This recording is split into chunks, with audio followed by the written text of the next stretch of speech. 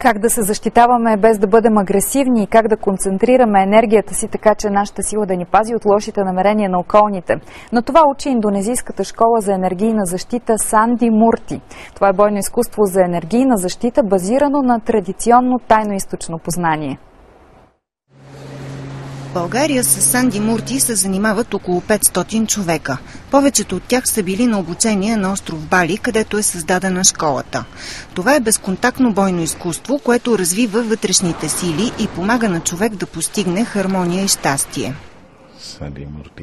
Санди Мурти означава комбинация от всички енергии, всички способности и сили и е част от нашата култура и традиции. Тук се тренира не само тялото, но също и вътрешните сили, чувствата. Хората развиват своите усещания чрез физически упражнения. Силата идва чрез тренировките на определени упражнения за дишане и движения. Учителят Тора е в България, за да се срещне с членовете на българската организация и да помогне на онези, които искат да тренират, но не могат да отидат до остров Бали.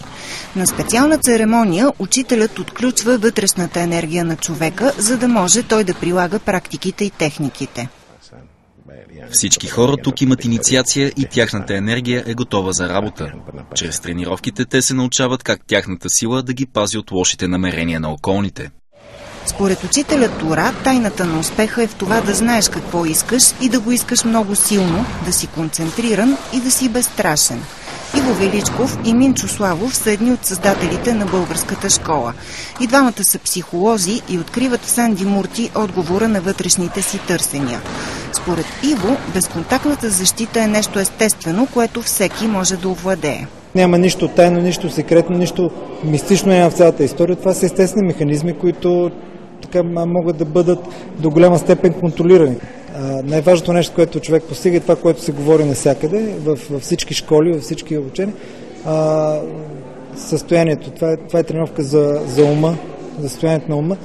Най-важното е, че агресията срещу тебе не предизвиква агресия в тебе. С Санди Мурти голяма част от хората се научават да реагират съвсем спокойно, балансирано, за да могат да постигнат хармония за себе си и за хората около тях. Редовните тренировки подобряват значително и състоянието на хора с тежки заболявания, а една от основните цели на Тора и учениците му е да помагат на другите.